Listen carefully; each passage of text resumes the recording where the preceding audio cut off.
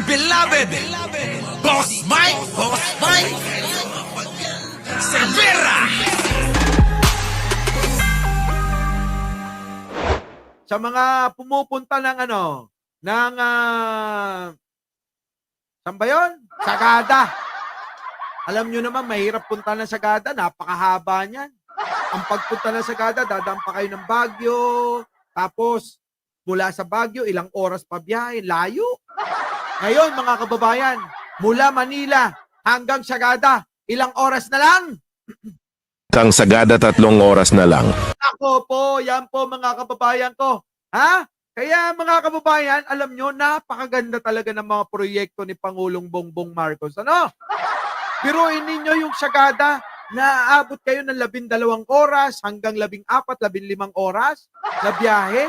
Ngayon po 3 oras na lang. Pakinggan ninyo. Manila to Sagada. Ilang oras na lang? Manila papuntang Sagada 3 oras na lang. Ihanda na ang inyong mga sasakyan, budget at mga gamit dahil malapit nang matapos ang daan kung saan mapapabilis ang pagpunta sa Sagada mula sa Manila. Ang mga karaniwang bus trip sa Sagada mula sa Manila ay umaabot ng 11 to 12 hours. Ngunit dahil sa proyekto sa ilalim ng Build Better More project ni PBBM, bababa na lang ito sa 3 oras. Sabi, 3 oras na lang ang papuntang Sagada. Grabe, pupunta tayo dyan mga kababayan. Proyekto ng Build Better More ni Pangulong Bongbong Marcos na hindi nagawa ni Digong, na hindi nagawa ni Digong, na hindi nagawa ni Digong, na hindi nagawa ni Digong. Pero kinakampihan ng mga yon. Sino yun, boss? Yung mga aso. Diba? Yung mga maiitim ang gilagi. Diba? Yung mga maiitim labi. Diba? Yung mga mukhang gorilla.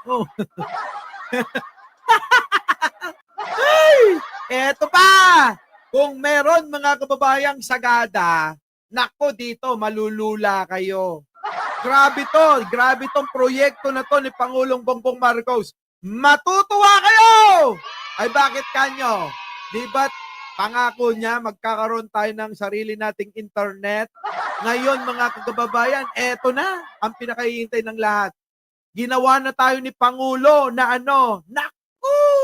Hindi na tayo mahuhuli sa ibang bansa. Yung internet nila ron, kung mabilis, mas mabilis na tayo. Wala na hong talagang makakatalo kay Pangulong Bongbong Marcos. Oo. Mula nung nawala si Pangulong Ferdinand Marcos Sr., eto na yung pinakamagaling sa lahat na pumalit. Yung anak. Pasok!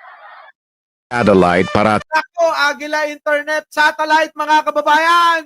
Parating na. Thank you naman good job, Bibi. Pakinggan ninyo mga kababayan ko. satellite parating na sa Pilipinas. Sa wakas, magkakaroon na ng sariling internet satellite ang Pilipinas. Solusyon ito ng kasalukuyang administrasyon sa napakahinang internet sa bansa. Ito'y isang magandang balita para sa mga nagtatrabaho online. Ngayon, maaari na tayong makipagsabayan sa mabilis na internet ng ibang bansa. Ang proyektong ito ay Mga kababayan ko, grabe! Meron na tayong sariling satellite. Kita nyo, grabe si Pangulo, no? Sabi ko sa inyo kung sino na yung iaangat ng kamay ni Pangulo, yun na yung iboto natin para tuloy-tuloy ang pag-asenso. Wag ko kayo maniwala sa mga Duterte. Yung mga yan, mga bitter, gusto lang mga kam ng pera natin ay tunay na nakakabilib, kaya't hindi tayo magsasawang suportahan si PBBM sa kanyang layunin na mapabuti ang bansa. Pode sentar, mga kababayan ko may sarili na tayong internet. Di ba? Hindi lang yan mga kababayan, pagkakala nyo, meron pa! Meron pa! Nasaan ba yung Boss Mike? Ito,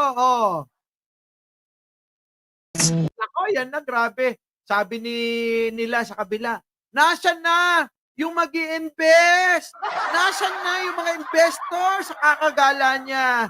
Nasaan na yung pamamasyal ni Bongbong Marcos? Meron ba tayong napala? Eka? Oo, sabi nila. Piruin ninyo yun.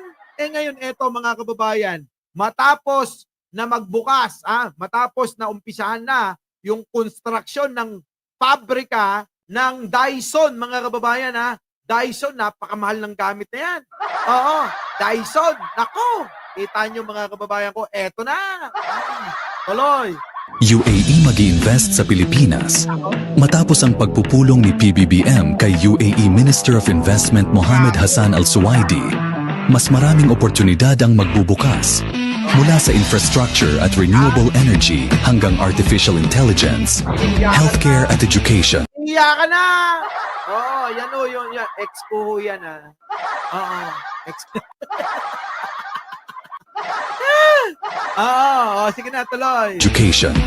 Bahagi ng pagpupulong ang plano ng UAE na mag-invest sa bansa. Grabe mga kababayan ko, eto na talaga, sabi ko sa inyo wala na hong tatalong naging presidente natin kundi si Pangulong Bongbong Marcos lang Ay, nako, iyakan na lahat. Ay, kita nyo, dami kong pinapakitang proyekto. Nagawa ba ni Digong? Kita nyo, umutang ng kerami-raming kwarta. Ilang trilyon ang inutang niya. Wala man lang na ipagawang kahit na kahit na isang saranggola. Wala man lang na gawang kahit isang saranggola na makita tayo sa taas. Ngayon mga kababayan, meron na tayong sariling satellite. Si Digong, kahit saranggola, walang nagawa yun. Kalsada, bako-bako.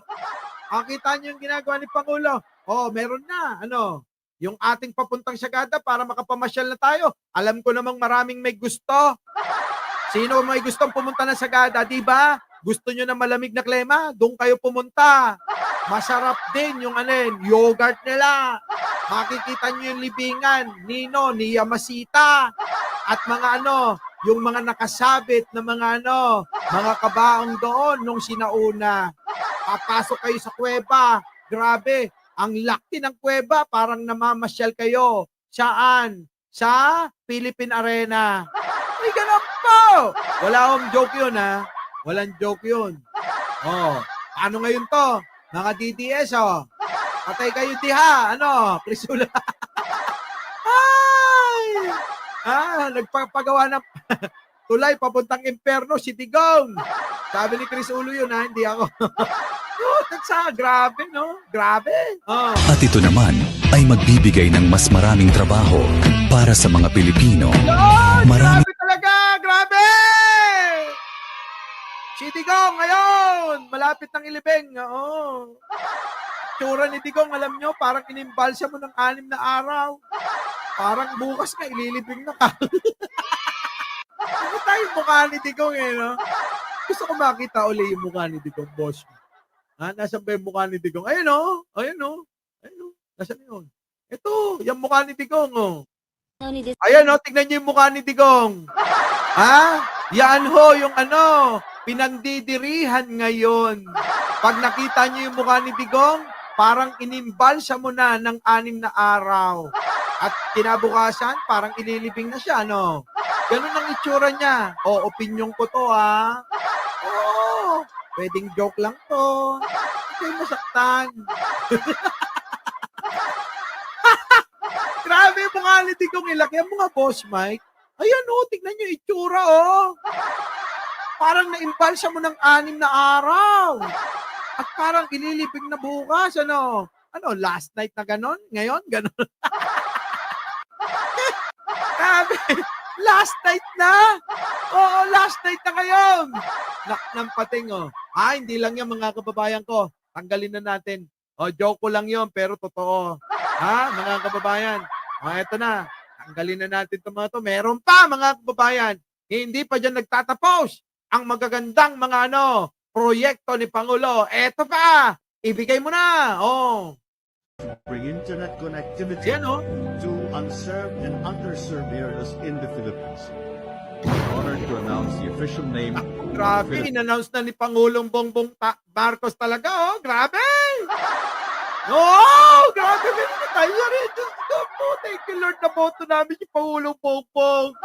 Buti na lang talaga, Lord. Kung hindi, mga kababayan, hindi tayo magkakaroon ng ganito. Di po ba, mga kababayan? Hindi tayo magkakaroon ng ganito. Philippine satellite Agila. Yep. Oh, walang Pilipinong maiiwan sa digital age. Yan! Yan ang yan ang pangako sa bagong Pilipinas. Grabe talaga si Pangulo. Ibang klase talaga yung presidente natin. The selection Oy, pumalakpak kayo lahat! Eto na ho, nagpirma na ho ng kontrata. Tapos na ho yung pirmahan ng kontrata. Magkakaroon na tayo ng sariling satellite sa taas, mga kababayan. Oh, may sarili tayong internet. Hindi na tayo bibili sa mga foreigner. Hindi na tayo makikisuso. Kanino? Kay Elon Musk. Meron na tayo sarili. Saan pa kayo? Iyak mga DDS. Lang yan, makikigamit din kayo rito eh. Pero ninyo, nakikigamit kayo ng internet yan sa susunod na mga panahon. Tapos ang ginagawa nyo, binabas nyo yung Pangulo. Diba? Ganun kakapal yung mga pagmumukha nyo. of the name Agila or the Philippine Eagle. Grabe oh! Ay, grabe! Pinangalan siya Agila, hindi si Sara ha. Agila, si Sara, Agila na tumatangay ng pera. Eto mga kababayan, Agila, nasa taas, nagbibigay ng ating mga internet. Oh. Those unique significance embodying the project's unwavering commitment to connect Grabe mga kababayan! Woo! Hindi lang yan. Hindi lang yan mga kababayan. empowering the Filipino nation. Grabe Hindi lang ho yan. Andyan yung West Philippine Sea eh. Eto pa mga kababayan ko. Hindi lang ho yan. Meron pa ho. Eto, pasok! Roma Point Bridge, kilala rin Mga kababayan ko talaga. Ayaw tumigil ni Pangulong Bongbong Marcos sa kakagawa ng mga proyekto. Ha? Ayaw tumigil eh. Tuloy, ano yan? Anong proyekto yan? Pakinggan ho ninyo. ito ang Roma Point Bridge, kilala rin bilang Kandahon Dagwa, Roma Point Quezon Bridge. Ito ang magdudugtong mula sa mainland Luzon patungo sa tatlong bayan ng Alabat Island, ang Perez, Alabat at Quezon, natatawid sa Silangang Pass.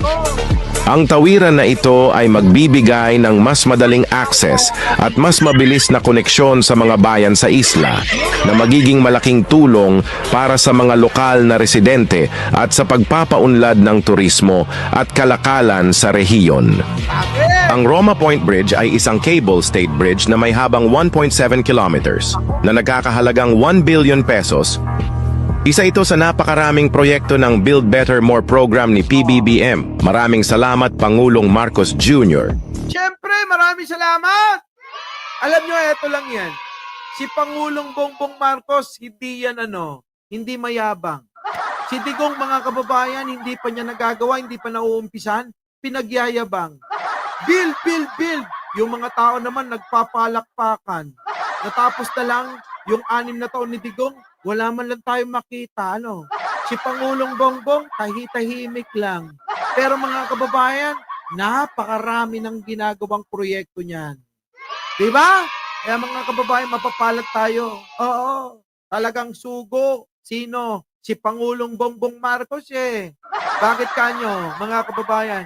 Para ayusin etong mga ito, itong mga proyekto na ito, mapakinabangan ng lahat ng mga Pilipino. Magkakaroon ng mabilis na transportasyon ng kalakalan, marami pang iba. Diba? Diba? Sabi ni Lina Sigario, Boss Mike, Alabat Quezon Province, ay, dyan ako, isinilang. Pinanganak marami ako, naku, kita mo? Si Pangulong Bongbong Marcos ba, pinagyabang yan? Hindi naman diba? Hindi nagyabang ang Pangulong Bongbong Marcos, pero trabaho ng trabaho. Gawa ng mga proyekto. Hindi ho maitatanggihan mga kababayan ng mga Pilipino. Tandaan nyo yan. Darating yung araw, kapag nawala na si Pangulong Bongbong Marcos sa posisyon, hahanapin nyo sa iba, hindi nyo siya makikita. Totoo yan. Hahanapin nyo sa iba, hindi nyo na siya makikita. Bakit po? Iba ho kapag tatak Marcos. Kaya nga ho, ulitin ko sa inyo, kung sakali po na may suportahan si Pangulong Bongbong Marcos. Suportahan ho nating lahat. Huwag po tayong magpapadala sa mga paninira ng mga kawatan. Yung inuuna yung pansarili, hindi yung kapakanan nating mga Pilipino. Hindi yung ikauunlad natin eh. Mga kababayan ang iniisip ng mga yan eh. Ang iniisip nila, paunlarin ang sarili nila para hindi na maghirap ang kanilang mga angkan. Kahit ilang henerasyon pa ang dumaan. Kasi mga kababayan, si Pangulong Bongbong Marcos, minsan nagtataka ako sa kanya eh. Mr. President, paano mo nagagawa lahat yan? Saan ka kumukuha ng pera dyan? Alam naman natin, di ba mga kababayan, na etong pera, walang pera na minana si Pangulong Bongbong Marcos kay Digong. Ang minana ni Pangulong Bongbong Marcos, puro utang yan. Kita nyo mga kababayan, pero kita nyo, wala pang 3 taon. Napakarami ng proyekto. Kung matagal na kayo sa channel ko, baybayin nyo lahat yan. Halos araw-araw nagpapakita ko ng mga proyekto. Hindi lang isa, hindi lang dalawa. Marami araw-araw. Di ba? Yan po mga kababayan. Pagkaisipin nyo lahat yung aking sinasabi. At alam nyo naman si Pangulo, hindi ito utak ni Duterte. Yung utak ni Pangulong Bongbong Marcos, kahit sino ka pang tao, kahit nakakulong ka pa, kahit bilanggo ka pa, kahit may nagawa kang kasalanan, pinaglilingkuran niya mga kababayan. Diba? Thank you naman kay Lynn. Pinaglilingkuran ho ni Pangulong Bongbong kahit nakakulong. Si Digong ayaw nang ikulong, ayaw nang paabuti sa kulungan, pinapatay nun. Pero si Pangulong Bongbong, binibigyan ng pagkakataon. Yun ang kaibahan nilang dalawa. Bakit? Mahalaga ang buhay para kay Pangulong Bongbong. Si Digong, walang pakialam sa buhay ng tao yun. Eto na. Ultimo mga nakakulong, mga kababayan sa Iwahig. Ginawan ng proyekto ni Pangulong Bongbong, Mamita Starto. Pakinggan ninyo. At komunidad sa mga person deprived of liberty o PDL sa loob ng Iwahig Prison and Penal Farm sa Puerto Princesa, Palawan. Nasa frontline ng balitang yan si Gary De Leon. Ayan mga kababayan, panoorin nyo itong maigi ha. Panoorin nyo, grabe to mga kababayan. Biruin nyo yung mga nakagawa ng kasalanan na nahihirapan sa kulungan dahil hindi kasama pamilya. Grabe. Ibang klase talaga si Pangulo. Ewan ko. Hindi ko na alam kung ano sasabihin ko. Kulang na lang gawin nating santo. No? Kulang na lang gawin nating santo si Pangulo eh. Santo Ferdinand Marcos. Iba! Eto na. Pakinggan ninyo ha. Pati PDL, mga kababayan. Malawak, presko at luntian ang lugar. Sa unang tingin, hindi aakalain na isa itong kulungan dahil walang maispat ng rehas. Ito ang 28,000 hectares ng Iwahig Prison and Penal Farm sa Puerto Princesa, Palawan. Pakinggan nyo maigi mga kababayan. Sa Puerto Princesa ito. Abay binigyan ng pagkakataon na mamuhay ng mapayapa. Pero hindi sila pwedeng lumabas dyan sa ektaryang ginawa nilang kulungan. Tingnan ninyo. Pagsasaka ang pangunahing gawain ng mga persons deprived of liberty o PDL. Ginawang magsasaka mga kababayan yung mga kaysa nga naman nagsisiksikan sa kulungan, wala nang pakinabang. Eto mga kababayan pinagtatanim ng bigas ay ng palay para magkaroon ng bigas. Proyekto ng Bureau of Corrections na maging food basket ang Iwahig noong nakaraang taon. Kita nyo? Ni-rehabilitate rin ang lugar, kabilang dyan ang pagbabalik ng mahigit 500 hectares ng Barrio Libertad. Yan yung pangakong pabahay at komunidad ng Bucor sa mga PDL na nasa minimum security compound na nais makapiling na ang pamilya habang binubuno ang natitirang sentensya. Putik na mga kababayan, kapag kaganyan baka hindi na umalis dyan. Pagkaganyan, baka hindi na umalis dyan, Kita nyo kasama na asawa, may bahay pa sila. Mga kababayan, pangarap kung tumira sa ganyang bahay. Bukod sa malamig, mga kababayan, napakasimple. Wala nang problema, mga kababayan, magtanim ka Mag-alaga ka ng mga manok diyan. Nako, grabe ano? Ay, sa tingin nyo, sa tingin ninyo, aalis pa yan diyan? Abay, habang buhay na yan diyan. May bahay, kasama asawa, kasama pamilya. Saan ka nakakita ng ganyan? Ibang klase si Pangulo mag-isip.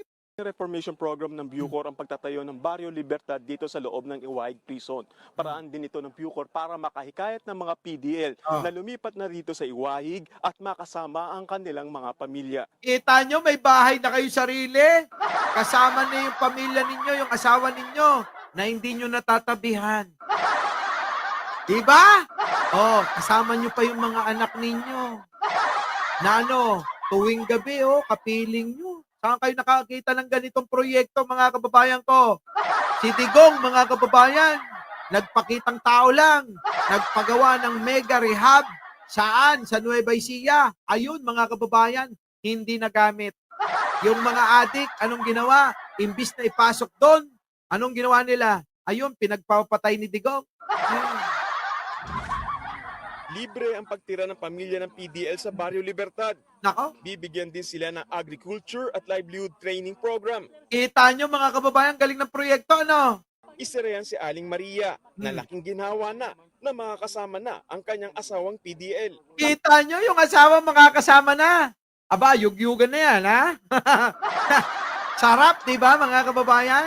Kahit nakakulong ka, feeling mo, malaya ka. Ang gagawin mo lang, imbis na gumawa ka ng masama, magsipag ka na lang, matututo kang magtanim, matututo kang mamuhay ng tama, at matututo kang magkaroon ng takot sa Diyos.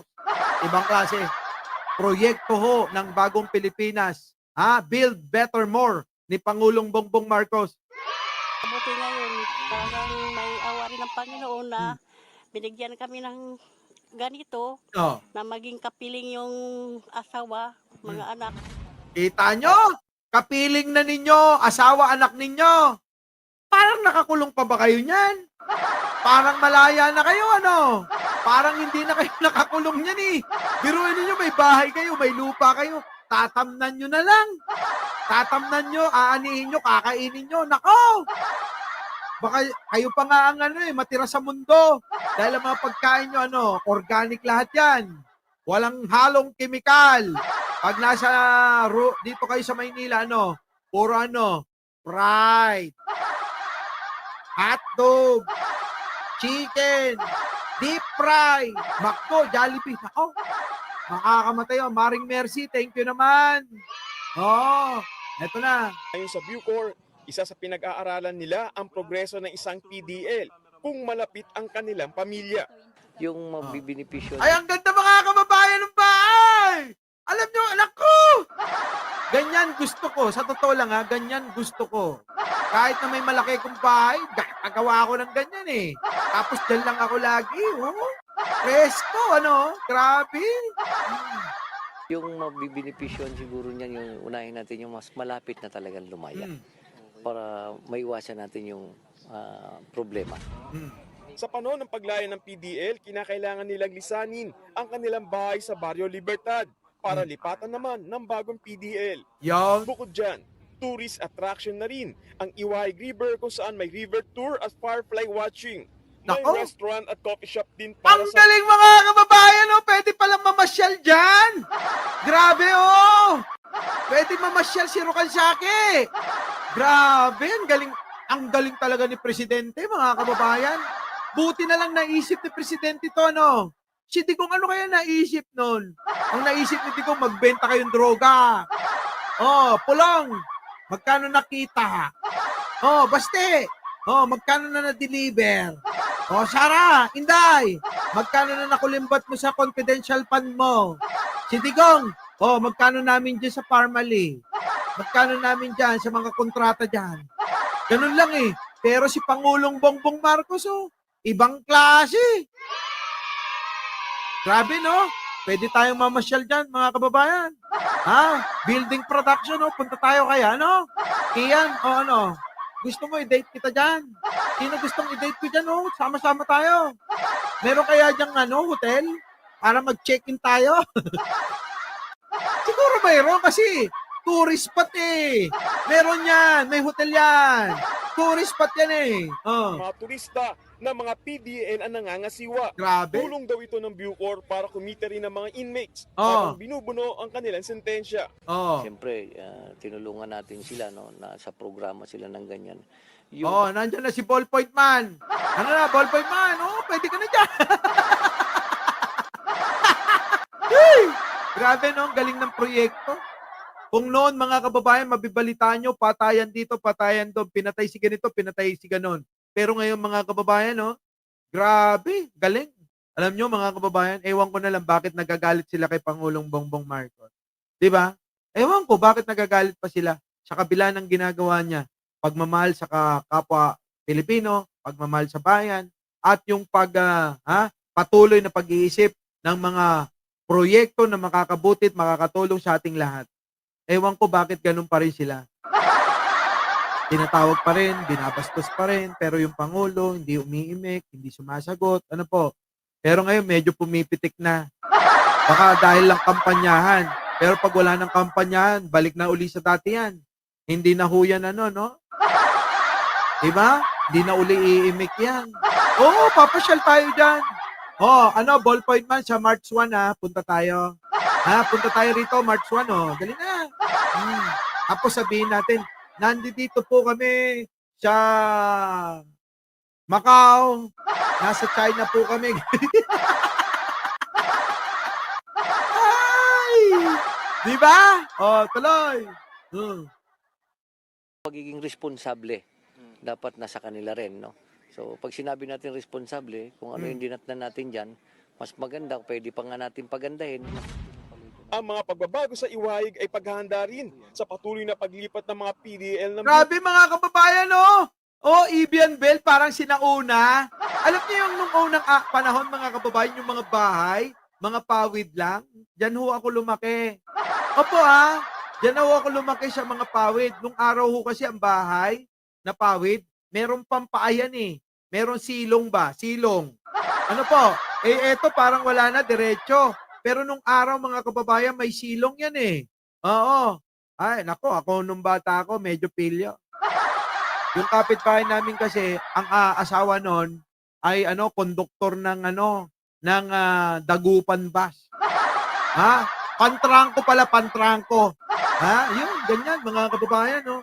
Kapag nakita ko na dumating, mga kababayan, yung asawa, nako, yung sampayan, mga kababayan, sasabitan ko na yun. Sasabitan ko ng plastic na may tubig na mahaba. Nako! Kapag gumanon-ganon yun, mga kababayan. Tuwan-tuwa na ako pag gumaganon-ganon yung tubig, Ala ka! Eto na! Di ba? Wala. Marami kong karanasan nung bata ako. Ganun ho yung pilyo. Talagang gumaganon yung plastic na may tubig, tinali ko. Mamaya. Una, ganun-ganun lang yun. Mamaya, gumaganon. Naalala ko tuloy, ganyan na ganyan ho. Ganyan na ganyan. Diba, no? Kita mo yung tanawin. Tapos, kakain ka, puro isda, gulay, bihira yung karne. Pero ito, mga kababayan ko, kung gusto nyo magkarne, maghayupang kayo. No, mag-alaga kayo ng tulad ng mukha ni Digong, mukha ni mga amuyong ni Banat Bay, at saka yung mukha niya. Ganon, mga kababayan. Kambing, baka, manok, baboy. Naku, pwede dyan. Ang luwag-luwag eh. Di ba? Ay, haba na ng kwentuhan natin, mga kababayan ko. Oo, Cubao Channel, thank you naman. At thank you po sa inyong lahat. Oo, nag-enjoy ako muli mga kababayan, alam niyo, walang kwenta tong tinalakay natin. Pero alam niyo, kung pagkakaisipin niyo maigi, maganda rin ho. Hippopotamus, sino yun? Yung assistant ni Banat Bay? Gorilla yun eh. Di ba? Wala akong kwenta pero alam niyo, pagka-inisip niyo, no, na ibabalita natin yung proyekto ni Pangulong Bongbong Marcos na hindi niya niyayabang, basta lang gawa ng gawa, abay malaking bagay.